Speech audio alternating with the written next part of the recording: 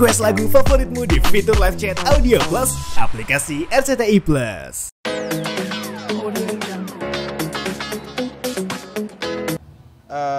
Paling tidak ya terbuka tabir bahwa NM ini biar fokus ke kasus ada apa sebenarnya dengan uang 4 miliar.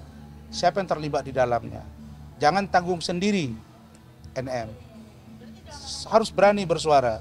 Adakah peran Oki? Adakah peran yang lain? Adakah tekanan yang lain? Ada apa dengan Reza Gladys? Kenapa kamu terkesan dikasih uang tutup mulut? Terkesan atau diduga? Terus Reza Gladys harus buka juga. Siapa sebenarnya yang dorong-dorong ini? Sehingga terjadi transfer uang. Atau ada apa dengan produkmu? Ya semua harus diungkap. Nggak boleh berhenti. Karena kasus ini kan sudah atensi dan rakyat tahu ada apa di balik semua ini. Makanya dalam teori hukum itu yang saya katakan tadi bahwa kita mesti paham bahwa orang yang bersalah itulah yang dihukum. Ya, saya tidak setuju kalau hanya NM sendiri yang dihukum sementara ada orang lain yang patut diduga tidak yang melakukan perbuatan tidak diproses. Tidak boleh karena hukum itu equality before the law. Harus equal untuk siapapun dan filosofi hukumnya jelas. Lebih baik membebaskan 1.000 orang yang bersalah daripada menghukum 1 orang yang tidak bersalah begitu. Dari awal kan nama Oki sudah disebut-sebut. Makanya saya katakan Dr. Oki harus diperiksa. Apalagi dia diduga menyambungkan orang yang membangunkan komunikasi antara Reza Gladys dengan NM. Dan saya tahu siapa Reza Gladys itu. Bagi dia dengan Dr. Taubang Mufid suaminya itu 4 miliar itu bukan uang besar itu. Walaupun dia mengaku dia kaya, tapi bagi saya kalau dia sempat 4 miliar ngasih duit, itu pasti ada sesuatu yang serius gitu. Artinya ada kemungkinan Dr. Oki juga naik status menjadi. Saya berharap begitu. Supaya terungkap semua. Nah, terus bagaimana dengan Davina, bagaimana dengan Sheila Saukia, ya semuanya harus diungkap juga, semua harus terang benderang. Supaya kisru dunia skincare ini bisa selesai. Tidak lagi menimbulkan polemik yang berkepanjangan. Abang, dengan abang niat untuk datang ke persidangan Nikita Mirzani dan menginginkan diusut ya bang ya semuanya, itu bentuk dukungan abang terhadap Niki apa gimana bang? Saya mendukung penegakan hukum yang rule of law. Saya tidak mau ada penegakan hukum yang keliru sehingga nanti putusannya menjadi mystery of justice. Saya tidak mau ada penerapan hukum yang keliru. Saya tidak mau ada pembelokan hukum. Jangan ada penyelundupan hukum. Saya mau real sesuai dengan rule of law dengan style Europe kontinental. Di mana keterangan, silent evidence, speak evidence, direct evidence, indirect evidence harus benar-benar dapat diuji di pengadilan. Sehingga putusannya benar-benar komprehensif, memenuhi rasa keadilan untuk keadilan itu sendiri. Itu filosofi hukum yang sebenarnya. Oke? Nikita Mirzani kan sekarang belum bisa tahap 2 ya bang, karena diduga Udah, besok. sakit karena sakit. Besok. Infonya besok. Infonya besok. Besok. Saya dengar tadi pernyataan dari Kabid Humas, Adere, bahwa besok itu akan pelimpahan tahap 2. Ya mudah-mudahan NM bisa dilimpahkan dan segera disidangkan. Baik juga tuh daripada diperlama-lama sidangnya. Kan harus terbuka semua. Makanya untuk kasus NM ini saya secara rutin akan datang. Untuk kasus Fadil saya akan berkala. Kenapa? Saya berkepentingan di 2 kasus ini.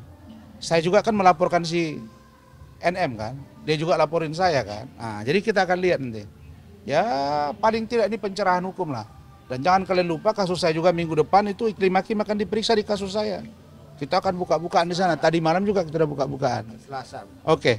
Tapi saat ini kondisi NM sendiri dikabarkan sakit bang.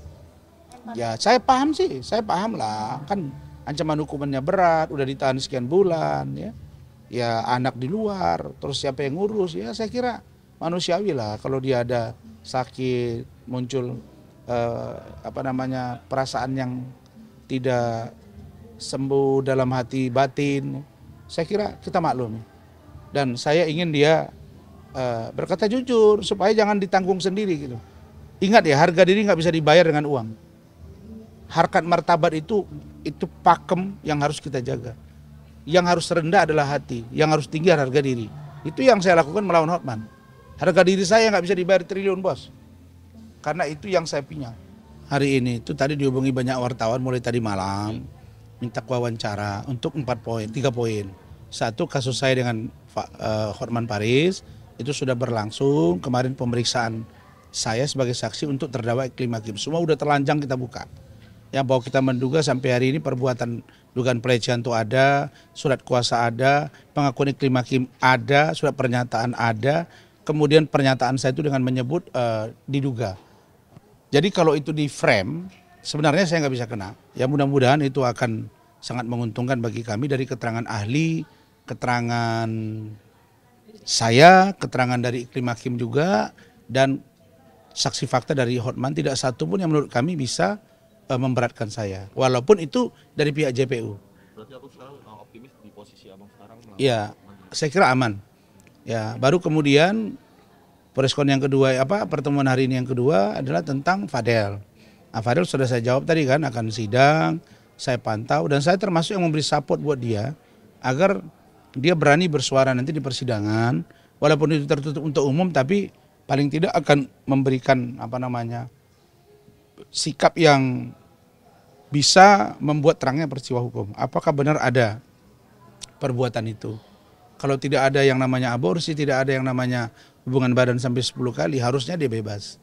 Walaupun ancam hukumannya tinggi. Tergantung Fadel, tergantung kuasa hukumnya, membangun narasi kolaboratif dari fakta-fakta hukum yang mereka punya, agar nanti hakim bisa diyakinkan bahwa perbuatan itu tidak ada.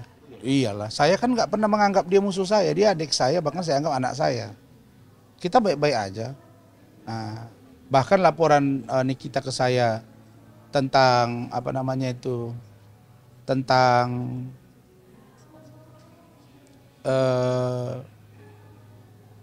membuka data pribadi itu sudah dihentikan. Nah, ini udah nggak ada masalah di situ. Artinya abang masih suka jenguk Fadel nggak sih? Oh, Fadel enggak. Lebaran kemarin setelah itu ada datang sekali. Enggak ada apa-apa. Baru yang ketiga urusan NM. NM itu dia akan bersidang. Dan saya akan datang nanti melihat persidangan untuk bagaimana NM bisa membuka cerita yang sesungguhnya. Sehingga keterangannya bisa membuka tabir siapa pelaku kejahatan, siapa berbuat apa, itu yang harus menanggung risiko dari perbuatannya. Saya kira itu.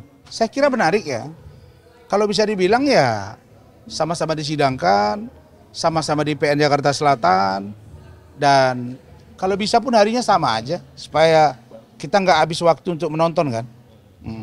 Kenapa rencana ingin datang ke persidangan di sini kita bersidang? Karena memang saya lama berseteru dengan dia, dan saya ingin melihat bahwa apa sih yang terjadi sebenarnya di polemik skincare sehingga sampai terjadi pembayaran 4 miliar.